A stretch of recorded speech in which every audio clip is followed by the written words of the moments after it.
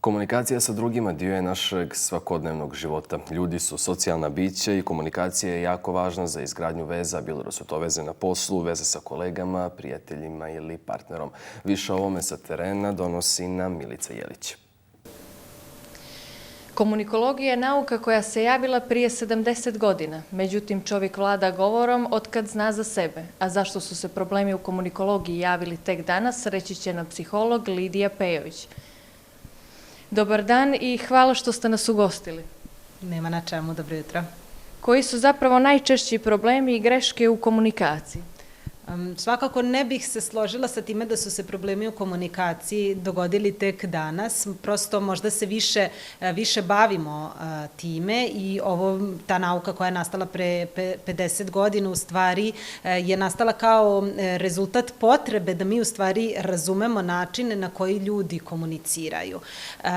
Zašto se dešavaju problemi u komunikaciji? Prosto zato što mi nekada šaljemo nejasne poruke i ne primamo ih na pravi način. To naravno zavisi od nečega što mi u psihoterapiji zovemo referentni okvir. Taj referentni okvir je u stvari jedna slika našeg sveta. Ako bi rekli da je svet jedna teritorija, a da je taj referentni okvir u stvari mapa. I naravno da će moja mapa da bude drugačija od vaše mape ili od mape nekog drugog čoveka i mi u stvari primamo informacije na taj način što mi u stvari uklapamo u tu svoju mapu i na taj način u stvari je razumevamo.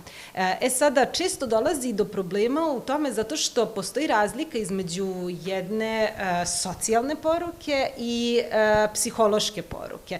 Mi često šaljemo jednu socijalnu poruku na način da se njen psihološka podloga, tako da kažemo, ne slaže tu baš. Tako da, na primer, žena koja kaže mužu, evo, opet ja bacam smeće, u stvari na psihološkom nivou mu poručujem, mogao bi ti nekad da izbaciš smeće, a možda taj njen suprug uopšte to neće shvatiti na taj način.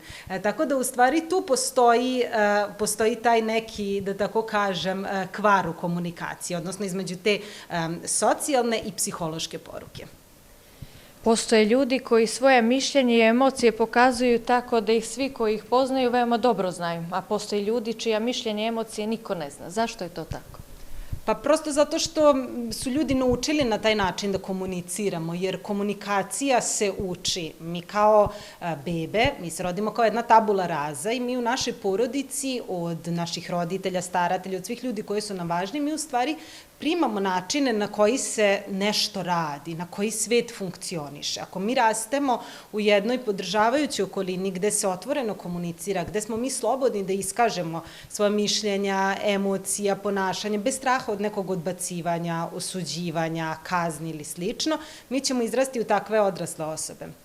Međutim, ukoliko mi rastemo u jednoj sredini gde se nama šalju poruke da naše mišljenje nije važno, da naše emocije ne smeju da se pokazuju, da treba da se kriju, znači to je ono često balkanski, nemoj da plačeš, nemoj da te neko vidi da plačeš, ti si velika devojčica, dečaci ne plaču, jel tako, ili one poznate, ćuti ti tu, šta ti znaš, ti si mala, ti si mali, jel te neko nešto pita, odrasli su uvek u pravu i mi u stvari rastemo sa tom mišljom i to podsvesno primamo i mi zaista verujemo da mi ne trebamo da iskažemo ni svoje mišljenje, ni svoje emocije. A naravno tu su opet i strahovi od nekog odbacivanja, povređivanja ili slično. Kako da poboljšamo našu verbalnu i neverbalnu komunikaciju? Pa upravo ja mislim da je tu u stvari najveća, kako bih rekla, kvaka u tome, da pogodimo taj način na koji će osoba preko puta nas primiti tu poruku na psihološki način, odnosno da je ta komunikacija malo otvorena. Tako da supruga koja kaže opet samo ja radim u ovoj kući, u stvari kaže šta kažeš na to da podelimo danas malo naše obaveze, da ti izneseš smeća, ja ću da ostanem da radim oko ručka. Znači jasnija komunikacija, jer ljudi često ostavljaju neke stvari da, kako bih rekli, da vise u vazduhu, da ih prime na način na koji su oni to hteli, da ih ne razumeju na način na koji je to druga strana htela i naravno da to neminovno dovodi i do frustracije i do konflikta.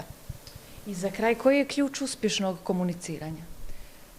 Evo, upravo ovo nekako slično što sam rekla, ta je neka otvorena komunikacija, odnosno tražiti ono na jasan i otvoren način što mi želimo da dobijemo, jer ne možemo tražiti da neke naše potrebe ili želje ili emocije budu i prepoznate i zadovoljene ukoliko to ne tražimo na pravi način. Takođe, ja sam za to da u komunikaciji nema manipulacije, što je isto vrlo često, pogotovo u partnerskim odnosima, jer je uvek tu nešto ko daje više, ko daje manje, da li ta komunikacija na nekom onako nejednakom nivou. U stvari je pravilna komunikacija potiče od toga da koliko sam ja okej, ko živo biće i koliko je sve moje bitno, toliko ste i vi živo biće i sve je vaše bitno, tako da jedino na taj način možemo imati uspešnu komunikaciju. Mnogo hvala što ste bili naš gost ovog jutra i nadam se da se uskoro vidimo sa nekim drugim važnim temama. Hvala i vama i radujem se sledećem susretu.